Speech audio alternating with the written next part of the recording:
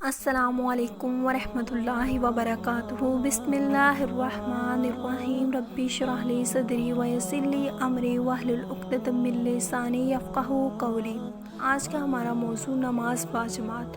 ان لوگوں کے بارے میں نبی اکرم صلی اللہ علیہ وآلہ وسلم نے کیا فرمایا جو جماعت کے ساتھ نماز ادا نہیں کرتے، اور زیادہ لمبی نماز پر آپ صلی اللہ علیہ وآلہ وسلم نے کیوں غصہ کیا؟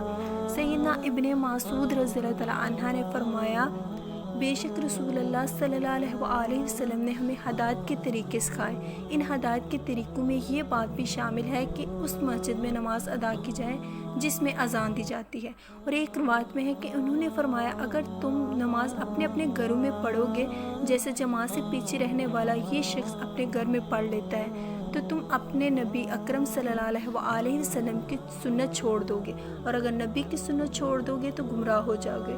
اور یہ بات بھی شامل ہے کہ جب کوئی شخص اچھا وضو کر کے مسجد جائے تو اللہ تعالیٰ ہر قدم کے بدلے ایک نیکی لکھتا ہے، ایک درجہ بلند کرتا ہے اور ایک برائی مٹا دیتا ہے۔ میں نے صحابہ کرام رضی اللہ تعالیٰ عنہ کو دیکھا کہ اس وقت جماعت سے سوائے کھلے منافق کے کوئی پیچھے نہیں رہتا تھا، اور بیمار کو بھی 2 آدمیوں کے سہارے مسجد نماز کے لیے لایا جاتا اور صف میں کھڑا کر دیا جاتا تھا۔ رسول اللہ صلی اللہ علیہ وآلہ وسلم نے فرمایا، اکیلے شخص کی نماز سے جماعت کے ساتھ نماز پڑھنا 27 درجے زیادہ باعث ثواب ہے۔ رسول اللہ صلی اللہ علیہ وآلہ وسلم نے فرمایا، اس ذات کی قسم جس کے ہاتھ میں میری جان ہے، البتہ میں نے ارادہ کیا کہ میں لکڑیاں جمع کرنے کا حکم دوں، پھر نماز کا حکم دوں اور اس کے لیے اذان کہی جائے، پھر کسی شخص کو لوگوں کی امامت کے لیے کہوں، پھر ان لوگوں کے گھر جلا دوں جو جماعت میں حاضر نہیں ہوتے۔ سیدنا عبداللہ بن ام مکتوم رضی اللہ تعالیٰ عنہ نبینے تھے۔ انہوں نے اپنے نبینے ہونے کا عذر پیش کر کے اپنے گھر میں نماز پڑھنے کی اجازت چاہی، تو نبی اکرم صلی اللہ علیہ وآلہ وسلم نے پہلے تو انہیں اجازت دے دی، لیکن پھر فرمایا، اذان سنتے ہو؟ سیدنا عبداللہ رضی اللہ تعالیٰ عنہ نے کہا، جی ہاں۔ آپ نے فرمایا، تو پھر نماز میں حاضر ہو جایا کرو۔ بھائیو سوچو، نبینے شخص کو گھر میں نماز پڑھنے کی اجازت نہ مل سکی، اور آنکھوں والے جو اذان سن کر مسجد میں نماز پڑھنے کے لیے نہیں جاتے تو وہ کتنے بڑے جرم اور گناہ کے مرتکب ہو رہے ہیں۔ عورتوں کو مسجد میں آنے کی اجازت۔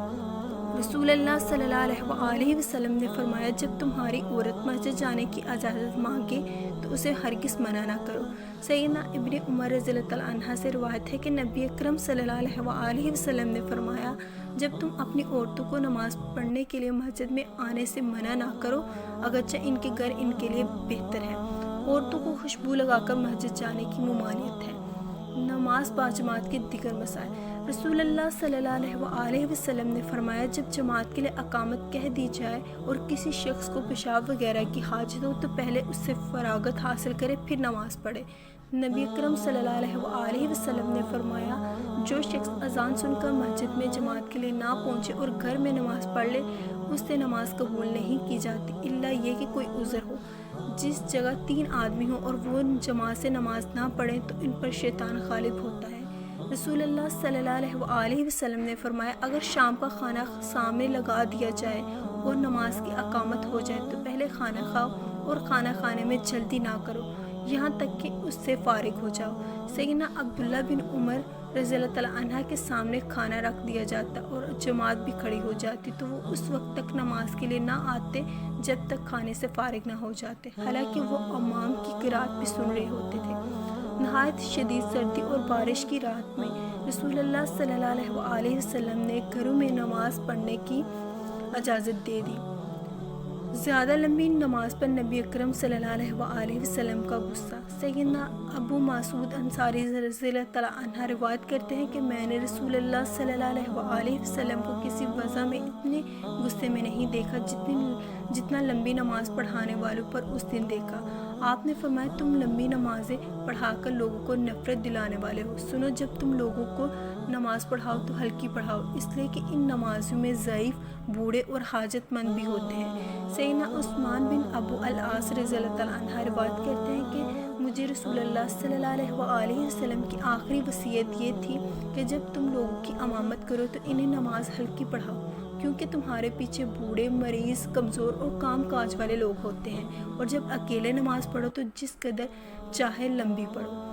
ہلکی نماز کا یہ مطلب نہیں ہے کہ رکوع، سجود، قوم جامع اور جلسے کو درہم برہم کر کے رکھ دیا جائے۔ واضح ہو کہ ارکان نماز کی تعدیل اور اطمینانیت کے بغیر نماز باطل ہوتی ہے، بلکہ ہلکی نماز کا مطلب یہ ہے کہ قرات میں نسبتاً اختصار کیا جائے مگر قیام زیادہ مختصر بھی نہ ہو۔ نبی اکرم صلی اللہ علیہ وآلہ وسلم نے فرمایا افضل نماز وہ ہے جس میں قیام لمبا ہو۔ سیدنا انس رضی اللہ تعالیٰ عنہ روایت کرتے ہیں کہ رسول اللہ صلی اللہ علیہ وآلہ وسلم حالت نماز میں نماز کے لیے آئی ہوئی ماں کے ہمراہ بچے کے رونے کی آواز سنتے تو اس وجہ سے چھوٹی سورت پڑھ لیتے۔ اس حدیث سے نیز سیدنا معاذ رضی اللہ تعالیٰ عنہ سے متعلق حدیث اور دیگر روایات سے یہ معلوم ہوتا ہے کہ تخفیف قرات میں ہوتی تھی، ہاں الفاظ مناسب انداز میں ترتیل سے پڑھنا بہرحال ضروری ہے۔ وآخر دعواہم ان الحمد للہ رب العالمین۔ السلام علیکم ورحمۃ اللہ وبرکاتہ۔